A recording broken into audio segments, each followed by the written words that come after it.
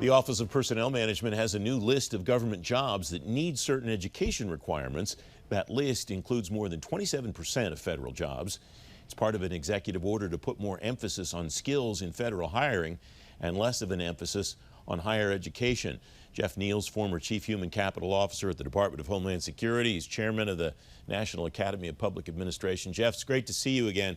What's your take from this list of list of jobs that OPM has released and the comments that it's taking on whether educational requirements should stay the same or change? Well, hi, Francis. I think one of the things that's important to say up front is OPM is actually moving very quickly on this. And when you and I had talked about this when the executive order first came out, I said I didn't think OPM would move fast enough to be able to meet the deadline. And they actually are. So I think they're really putting a lot of effort into this, and I give OPM kudos for that. And it's interesting because a lot of what they've put in there as jobs that will still have an education requirement are things that I think people would want somebody to have a degree. You know, for example, physicians. I really don't want to go to a doctor who has no degree and no real medical education, but who wrote a good resume. So that's a really good thing. And there are other professions where the profession requires a degree for credibility. So that's a really good thing. And what they've done is they've actually gone out and talked to professional organizations about the various types of jobs to see what gives somebody credibility in that field, and can you actually do the work without a degree. And so if you look at their document they put out, what they've done is they've listed who they've gotten information from. So you can see which professional organization or licensing board, whatever it is that they've gone to. So I think that was a really good thing. So overall, I would say the progress on this is very good. And frankly, I think what they've done is good work. I give them a lot of credit for it. What are the next steps in your view that makes this really work well for agencies, that it helps them get in the kinds of people that maybe they weren't getting before with the emphasis on education? And how does one know that one is bringing in someone that really does have the skills? What's the skills evaluation, I guess? What does that piece of this look like? Well, that's a great thing to bring up because that's really the most important part of this. The education is just the basic qualification requirement that they looked at. So this is just, that's getting your foot in the door. And what OPM is mandating is much better professionally done assessments.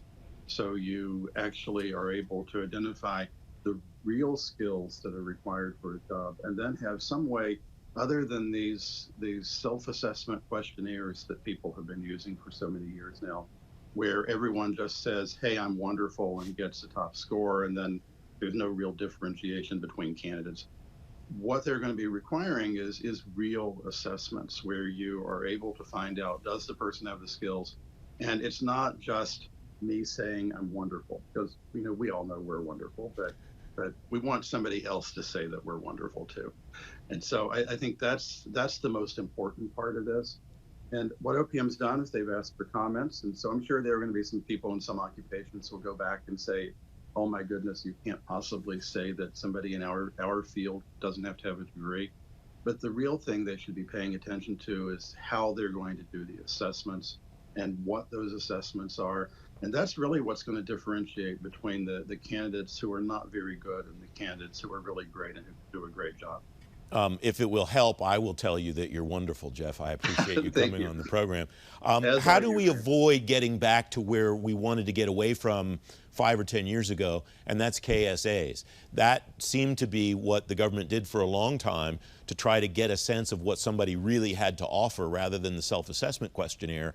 And I don't think we want to go back to that, but it sounds like we want to go to some type of evaluation of what somebody really has to offer. Well, you're absolutely right. We don't want to go back to KSA narratives where someone writes 20 pages. Actually, the worst application I ever saw in my entire career, somebody brought it in the box that a ream of paper came in and the lid didn't fit because there was so much paper. So they had an over 500-page resume, if you can call that a resume. What we don't want to go back to those. And assessments are not KSA narratives. The only difference in the KSA narrative and the questionnaires we're using now is the questionnaires that people are using now give the applicant the opportunity to just check a box that says I'm wonderful. With the old KSA narratives, they had to write an essay that said I'm wonderful.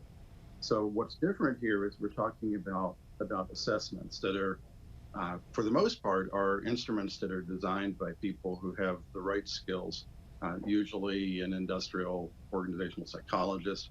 And those kinds of assessments actually are much better at differentiating between the good candidates and the not so good candidates. And they're much, much harder to gain. And that's the real thing. The KSA narratives were gamed. The KSA questionnaires just made gaming it easier. And so those are even worse now. And so moving to well done, statistically valid, enforceable, or defendable in court assessments is really the way to go. And I think OPM's got that right, and I give them credit for it. Jeff Neal, thanks very much as always. Great to have you back. Great to be here.